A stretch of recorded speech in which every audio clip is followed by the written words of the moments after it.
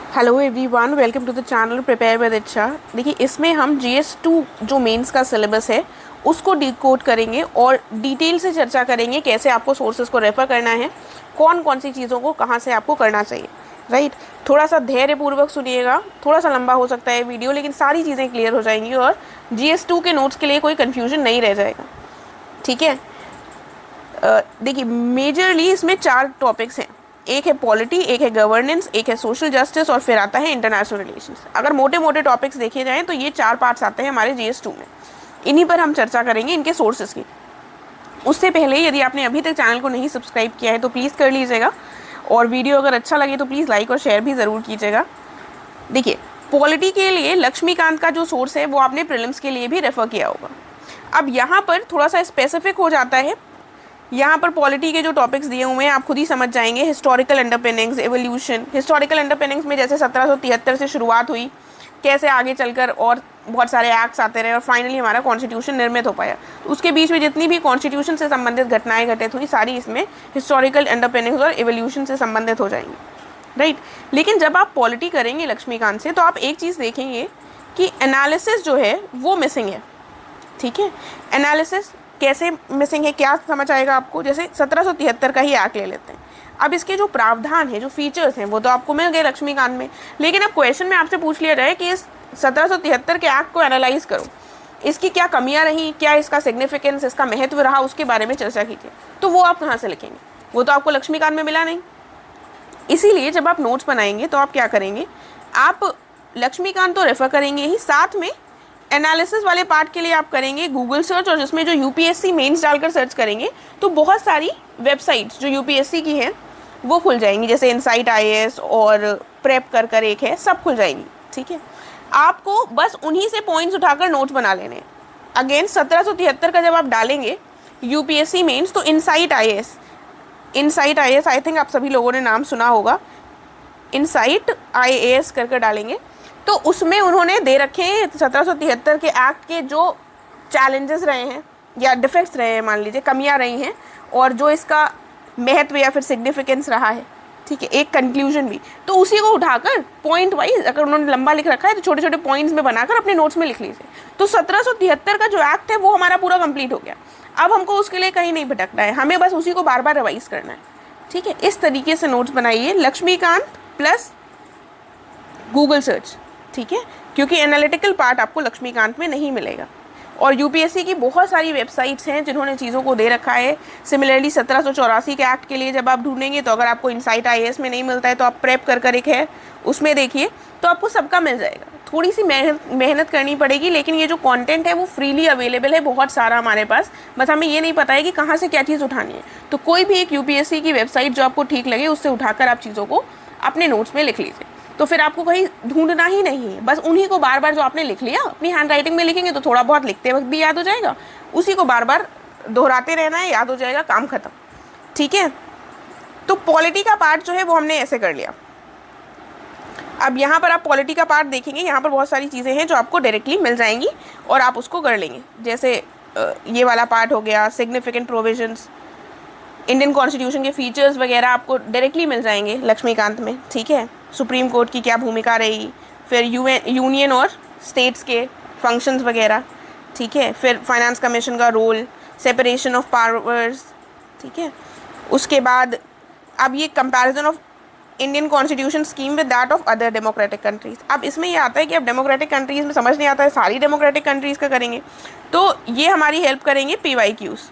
हमें कोई भी GS का पेपर करना है, नोट्स बनाने हैं, तो हमको सिलेबस का तो ध्यान रखना ही है, लेकिन PYQs का भी ध्यान रखना है। ठीक है, PYQs सिर्फ UPPCS के तक सीमित नहीं रहेंगे।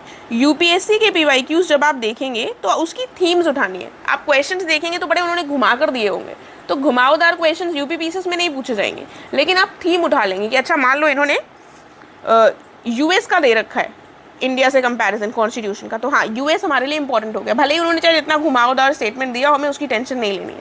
ठीक है, तो कोर जो है उसका जो थीम है, टॉपिक है, वो उठाना है आपको। इसीलिए PYQs को थोड़ा एनालाइज करना इंपॉर्टेंट होता है, और आगे अगर टाइम मिलेगा तो मेरा प्रयास रहेगा कि PYQs को एनालाइज कर जो जो इम्पोर्टेंट टॉपिक्स रहे हैं उन पर भी वीडियो सीरीज़ लेकर आऊँ। फिलहाल के लिए आप लोग अपनी तरफ से ये काम कर सकते हैं, ठीक है। ये पॉइंट हो गया। उसके बाद गवर्नेंस का पार्ट आता है। अब गवर्नेंस में सिलेबस में क्या क्या चीज़ें आती हैं जो गवर्नेंस के अंतर्गत हो, तो पहले तो गवर्नमेंट के इनिशिएटिव्स, ठीक है, वो सिलेबस में दिए हुए हैं। Transparency, accountability, role of civil services in democracy, ठीक है, एनजीओज, सेल्फ हेल्प ग्रुप्स, ठीक है, वो सारा सिलेबस में दिया हुआ है। आप ये देखेंगे ये सारी चीज़ें गवर्नेंस के अंतर्गत आती हैं। ये वाला जो गवर्नेंस का पार्ट है वो आप ओनली आईएएस की प्रहार मैगजीन से कर सकते हैं। देखिए अब आप कहेंगे प्रहार मैगजीन तो हर सारे सब्जेक्ट के लिए आती है, तो हम सिर्फ गवर्नेंस ही क्यों करें, हम पॉलिटी भी कर लें। देखिए पॉलिटी के लिए लक्ष्मीकांत से अच्छा कोई सोर्स नहीं है। गवर्नेंस के लिए एक ही अच्छा सोर्स है प्रहार। वैसे तो प्रहार की सारी बुकलेट्स आती हैं। कुछ बच्चे कहेंगे कि हम सारे सब्जेक्ट्स वहीं से कर लें, लेकिन जहाँ पर बेहतर सोर्स अवेलेबल है वहाँ पर मैं प्रहार को रिकमेंड नहीं करूँगी।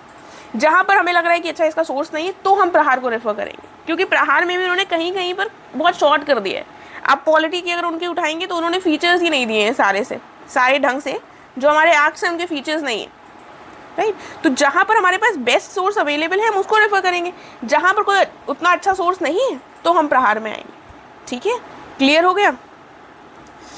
तो ये वाली चीज़ें हमारी गवर्नेंस की कवर हो जाएंगी, ठीक है। जब आप नोट्स बनाएंगे तो आप देख लेंगे कि सारे सब टॉपिक्स यहाँ पर दिए हुए हैं। यहाँ पर सब टॉपिक्स मैंने इसीलिए नहीं लिखे क्योंकि यहाँ पर अपने आप में क्लैरिटी है टॉपिक्स की, ठीक है। यहाँ पर सब टॉपिक्स की आवश्यकता नहीं है।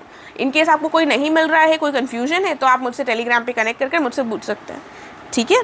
फिर तीसरा जो टॉपिक आता है ये आता है सोशल जस्टिस। सोशल जस्टिस में क्या आएगा, सोशल जस्टिस में आ जाएंगी चीज़ें जैसे हमारी, नीचे चलते हैं थोड़ा सा, सोशल जस्टिस में ये क्या क्या चीज़ें आ जाएंगी, हमारा हेल्थ एजुकेशन वाला जो पार्ट है, ये वाला ह्यूमन रिसोर्सेज, ठीक है, हंगर, पावर्टी, ये वाली जो चीज़ें हैं ये हमारी किस में आ जाएंगी, सोशल जस्टिस में, ठीक है।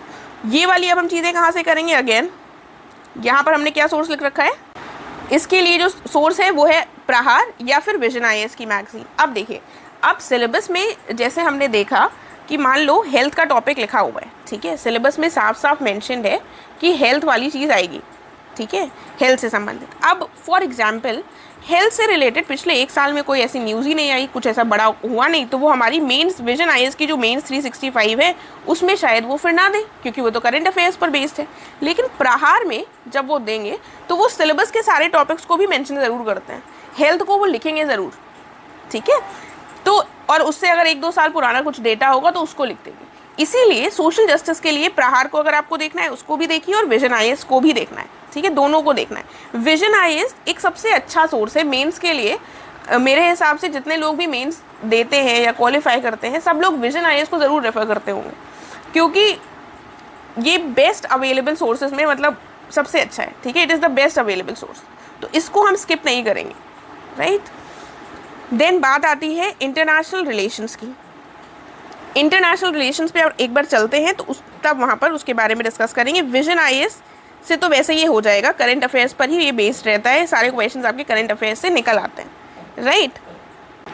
देखिए ये वाले जो टॉपिक्स हैं, बायलैटरल और regional groupings, agreements involving India, affecting India's interest, उसके बाद effect of policies Indian diaspora से संबंधित, उसके बाद इंटरनेशनल इंस्टीट्यूशंस, एजेंसीज और करंट अफेयर्स तो हो ही गया, ठीक है। तो अब बायलैटरल रीजनल ग्रुपिंग्स कौन कौन सी हो गई, G7, G20, ठीक है, इंडिया के ऊपर क्या प्रभाव रहा, इससे क्वेश्चन भी आया है। G20 भारत में हुई तो इससे हम एक क्वेश्चन एक्सपेक्ट कर सकते हैं, ठीक है। देन क्या क्वेश्चन आता है, क्वेश्चन आता है इंटरनेशनल इंस्टीट्यूशंस। अब इंस्टीट्यूशंस जो इंपॉर्टेंट रहे हैं, भले ही वो एक साल में इंपॉर्टेंट ना रहे हों, लेकिन जनरली जो मोटे मोटे इंस्टीट्यूशंस हम सुनते रहते हैं, WHO, WTO, जो हम इकोनॉमिक्स के पढ़ते टाइम भी पढ़ते हैं, तो उनके हमें थोड़े से स्टैटिक वाले पोर्शन के भी नोट्स बना लेना है, क्योंकि ये UPPCS है, इसमें क्या करते हैं कभी कभी रैंडम भी पूछ लेंगे, जैसे ICJ पूछा हुआ है, ठीक है, रैंडम भी पूछ सकते हैं लोग, ज़रूरी नहीं है कि जो करंट अफेयर्स में रहा हो वही पूछें। तो थोड़ा सा ऐसी अनसर्टेनिटी से बचने के लिए हमें कुछ जो ऑर्गेनाइजेशंस हैं इंपॉर्टेंट उनके हमारे पास एक बेसिक नोट्स होने चाहिए, एक पेजेस के, तो हम एक अपर हैंड रखेंगे बाकियों से, ठीक है। बाकी हमारी करंट अफेयर्स वाली जो चीज़ें हैं वो तो हम विजन से कर ही रहे हैं, राइट। इतना हम करेंगे। साथ में मैंने ऑलरेडी बता दिया है PYQs बहुत इंपॉर्टेंट है। सोर्सेज जो बता दिए हैं इन्हीं पर निर्भर कीजिएगा, इन्हीं पर लिमिटेड रहिएगा, ज़्यादा इधर उधर दौड़ने की ज़रूरत नहीं है। कुछ के लिए आपको UPSC की कोचिंग इंस्टीट्यूट्स की वेबसाइट्स भी देखनी पड़ेंगी, मेहनत है लेकिन एक बार कर लेंगे तो आसान हो जाएगा। एक आप बात सुनते होंगे ARC रिपोर्ट की, ठीक है, जो ये ARC रिपोर्ट है इसको पढ़ने का टाइम अगर आपके पास है तो बिल्कुल पढ़ सकते हैं, ठीक है। इसकी बहुत सारे कोचिंग इंस्टीट्यूट्स की अगेन आपको समरी मिल जाएगी, वरना टेलीग्राम में भी बहुत सारे चैनल्स में फ्री में समरीज पड़ी हुई है। अगर आप पढ़ेंगे तब आपकी अंडरस्टैंडिंग डेफिनेटली डेवलप होगी और आपको हेल्प करेगी, क्योंकि कोई भी चीज़ हम पढ़ते हैं तो उसके बारे में हमारी समझ ज़्यादा विकसित होती है। ज़्यादा समझ विकसित होगी तो हमारे वो इम्पैक्ट करेगा आंसर राइटिंग को भी, राइट, हमारी उस आंसर राइटिंग को भी बेहतर बनाएगा। लेकिन पॉइंट ये है कि हम कितना पढ़ पाते हैं। जब अगर आपके नोट्स बन गए हैं, आपने सब कुछ कंप्लीट कर लिया है, आपके पास टाइम है, ठीक है, तो आप ARC वगैरह पढ़ सकते हैं। लेकिन अभी आपने नोट्स ही नहीं बनाए हैं, आप उतना पढ़ नहीं पाए हैं, तो ARC पढ़ने लगेंगे तो वो बेकार है, राइट। इसको कई जगह कोट करना होता है आंसर्स में। अगेन आंसर राइटिंग करेंगे तो आपको चीज़ें बेहतर समझ आएंगी कि इससे रिलेटेड क्वेश्चन आ कैसे सकता है, कैसे हमको डील करना है, वे फॉरवर्ड कैसे लिखना होगा, ठीक है। उसके बाद PYQs हो गए, ARC हो गया। देन एक चीज़ जो यहाँ पर और रह जाती है वो आती है हमारी कुछ टॉपिक्स का रिपीटिशन। जैसे GS1 के आप टॉपिक्स देखेंगे तो इसमें जैसे टॉपिक आएगा सिटीजन चार्टर, GS1 नहीं सॉरी GS2 के टॉपिक देखेंगे तो सिटीजन चार्टर ये आपको मिल जाएगा GS4 में भी, ठीक है। रोल ऑफ सिविल सर्विसेज आपको GS4 में भी मिल जाएगा, राइट। और जहाँ पर बात आती है पावर्टी, हंगर, ये वाले टॉपिक्स आपको GS1 में मिल जाएंगी। तो रिपीटेशन देखने को मिलता है। इसीलिए आप क्या कर सकते हैं, जैसे जिस सब्जेक्ट का, जिस मेंस के पेपर का आप नोट्स बना रहे हो, आपने पावर्टी से संबंधित बना लिए हो, तो उसके एक बार क्वेश्चंस देखिए, फिर आप देखिए GS1 में कैसे आया है। GS1 और 2 में तो थोड़ा सा ओवरलैपिंग ऐसे हो जाएगा, लेकिन जब बात आती है एथिक्स की तो उसमें एथिकल टच देना बहुत इंपॉर्टेंट है। GS2 में अगर सिटीजन चार्टर पूछा जाएगा तो आप ऐसे स्ट्रेट लिख सकते हैं, लेकिन GS4 में पूछा जाएगा तो उसमें थोड़े एथिक्स के टर्म्स इंपॉर्टेंट हो जाते हैं। रोल ऑफ सिविल सर्विसेज पूछा जाएगा तो एथिक्स के एग्जाम्पल्स इंपॉर्टेंट हो जाएंगे। GS2 में रोल ऑफ सिविल सर्विसेज पूछा जाएगा तो वहाँ पर एथिक्स के एग्जाम्पल्स लिखने इंपॉर्टेंट नहीं है, लेकिन GS4 में पूछा जाएगा तो वो इंपॉर्टेंट हो जाएगा, राइट। तो ये सारी चीज़ें आपको थोड़ी बेहतर समझ में आएंगी जब आप खुद आंसर राइटिंग करेंगे। ऐसे बताने में उतने अच्छे से शायद आप ना समझ पा रहे हो। तो आंसर राइटिंग ज़रूर कीजिएगा, नोट्स अलग से बनाते रहिए, आंसर राइटिंग अलग से करते रहिए। मैं तो यही रिकमेंड करूँगी कि नोट्स हमारे पास होने चाहिए। कुछ बच्चे पूछते हैं कि आंसर राइटिंग के थ्रू ही हम पूरे नोट्स प्रिपेयर कर लें, तो वो एक आइडिया ऐसा है जिसको मैं ज़्यादा रिकमेंड नहीं करती हूँ। क्योंकि अब आप मान लीजिए NGOs है, NGOs के आपने एक पेज में 2 पेजेस में साफ साफ लिखती हूँ, रुक जाइए। NGOs है, ठीक है, अब NGO की डेफिनेशन आपने नोट्स में लिख ली, आपने इसका सिग्निफिकेंस लिख लिया, क्या महत्व है, क्या इससे रिलेटेड चैलेंजेस हैं, कुछ NGOs के एग्जाम्पल्स, ठीक है, और अगर गवर्नमेंट के कुछ प्रयास हैं, ठीक है, मतलब सारी चीज़ें आपने कवर कर ली अपने नोट्स के पेज में। अब आपसे क्वेश्चन में पूछ सकते हैं कि उसका सिग्निफिकेंस बताओ, तो अब आप इसी से उठाकर सिग्निफिकेंस और उसमें फिर थोड़े से वे फॉरवर्ड टाइप का कुछ कंक्लूड कर आंसर दे सकते हैं। आपसे चैलेंजेस पूछ लिए तो उस हिसाब से, जिस हिसाब से क्वेश्चन होगा उस हिसाब से आप इतनी इन्फॉर्मेशन को मोल्ड कर लेंगे। ये बेसिक आपको रटा होना चाहिए जो आपके पास नोट्स में होगा।